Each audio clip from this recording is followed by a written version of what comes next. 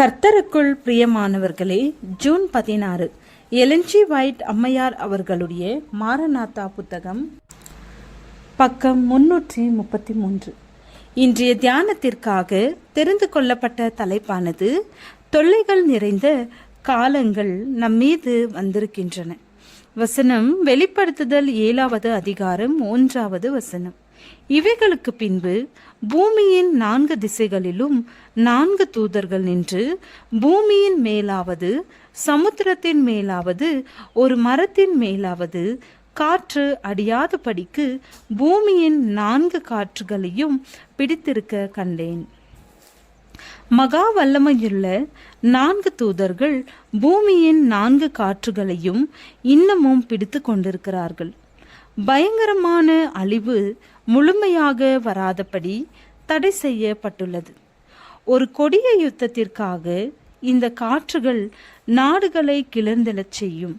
இச்சமயத்தில் 4 காற்றுகளையும் தூதர்கள் பிடித்துக்கொண்டு தேவனுடைய ஊழியக்காரர்கள் தங்களது நெற்றிகளிலே முத்திரை இடப்படும் வரைக்கும் சாத்தானின் பயங்கர வல்லமையின் சீற்றம் செயலில் காட்டப்பட்டு விடாதபடிக்கு தடுத்து நிறுத்தி வைத்து கொண்டிருக்கிறார்கள். தேவனுடைய தண்டனைகள் பூமியின் மீது ஊற்றப்பட்டு கொண்டிருக்கின்றன. ஆண்டவரின் வருகையின் நாள் அருகில் வந்துவிட்டது என்பதற்கான ஆதாரத்தை காலங்களின் அடையாளங்கள் காட்டுகின்றன. எதிர்காலத்திலே மிகவும் கொடிய போராட்டம் ஒன்றிருக்கிறது என்பதை நாளிதழ்களில் நிறைந்து காணப்படும் செய்திகள் சுட்டி காட்டுகின்றன. துணிகரமான கொள்கைகள் அடிக்கடி நடைபெறுகின்றன. வேலை நிறுத்தங்கள் சர்வசாதாரணமாகிவிட்டன. எப்பக்கத்திலும் திருட்டும் கொலையும் நடைபெற்று கொண்டிருக்கின்றன. பிசாசு பிடித்த மனிதர்கள், ஆண்கள், பெண்கள், சிறு பிள்ளைகள் ஆகியோரது உயிர்களை பறித்து கொண்டிருக்கின்றனர். இவை அனைத்தும் ஆண்டவரின் வருகை மிகவும் சமீபம் என்று வலியுறுத்தி கூறுகின்றன. தடுத்து நிறுத்துகின்ற தேவ ஆவியானவர் இப்பொழுதே உலகத்திலிருந்து பிரிந்து சென்று கொண்டிருக்கிறார். நிலத்திலும் சமுத்திரத்திலும் சூறாவளி, புயல், கொந்தளிப்பு, பேரழிவுகள் ஆகியவை ஒன்றன் பின் ஒன்றாக வந்து தாக்குகின்றன. நம்மை சுற்றிலும் நிறைந்து காணப்படும் அடையாளங்கள் மனுஷகுமாரன் வெகு சீக்கிரத்தில் வரப்போகிறார் என்ற செய்தியை சொல்லுகின்றன. ஆனால் இந்த உண்மையான காரணத்தை விட்டுவிட்டு வேறு ஏதாவது ஒரு காரணம் கற்பித்து கூறப்படுகிறது. உலகத்தில் துக்கம் காணப்படுகின்ற காலம் நம்மீது நேராக வந்து கொண்டிருக்கிறது. எந்த மானிட மருந்தும் அதை சுகமாக்க முடியாது.